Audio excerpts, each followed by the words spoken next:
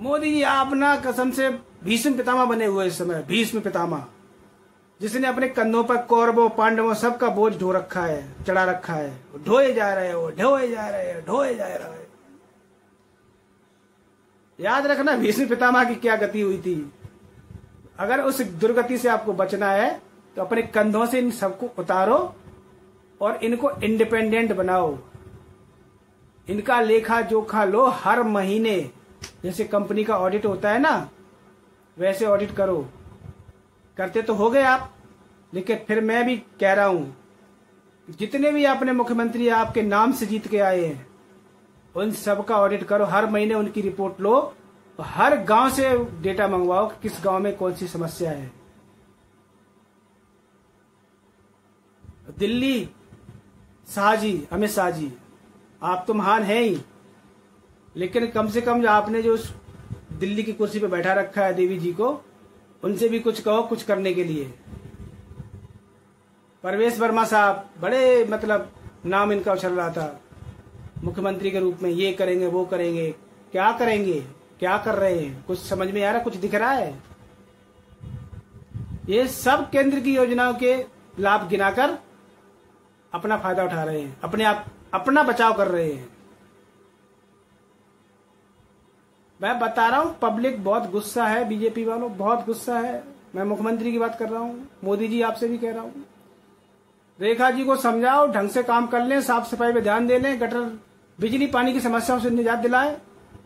वरना 25 साल बाद आयो ना, आगे पता नहीं कितनी साल बाद आओ, खुंदा खाए बैठे लोग।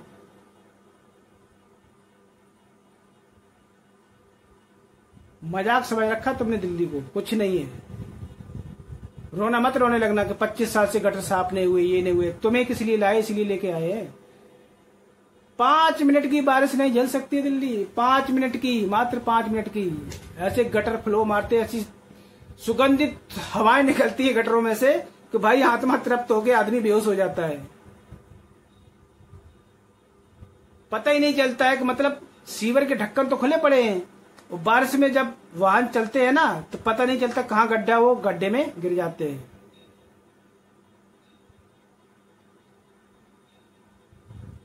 गाय कितनी मतलब घूमती रहती हैं दिल्ली के अंदर, उनका कोई उपचार नहीं हुआ है।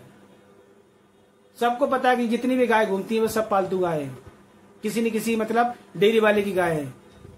आप एक्शन क्यों नहीं लेते उनके खिलाफ? डरते हो ना, डरते हो? हाँ जी, डरते हो आप। आपकी हिम्मत नहीं है कि जितने डेयरी वाले हैं उनके खिलाफ कोई एक्शन ले सको आप। गाय ऐसी विचरण करती हैं, पन्नियां खाती हैं, गंदगी फैलाती हैं।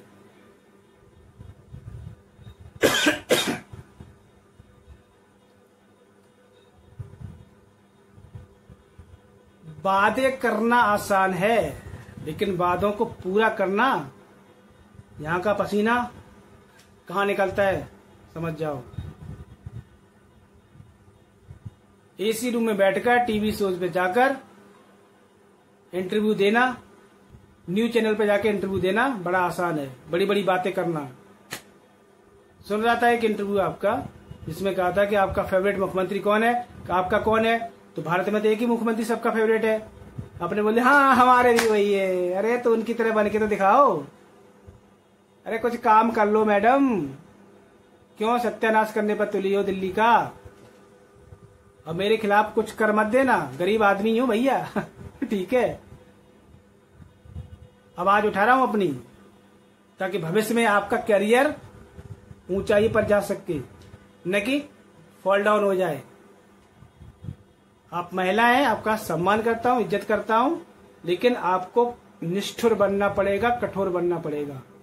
जब तक आप कठोर निष्ठुर नहीं बनोगी तब तक दिल्ली का विकास नहीं हो सकता। सख्त आदेश दो, सख्त, और उन पर अमल होना चाहिए। पूरी की पूरी रिपोर्ट रोज की रोज आपकी टेबल पे होनी चाहिए।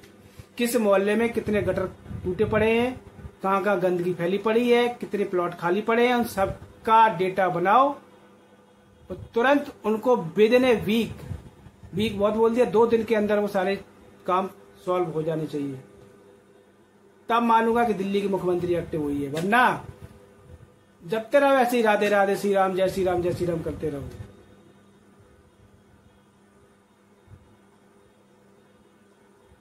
उम्मीद करता हूँ दिल्ली वालों मेरी बात आप पहुंचाओगे सीएम साहिबा तक। जय श्री राम।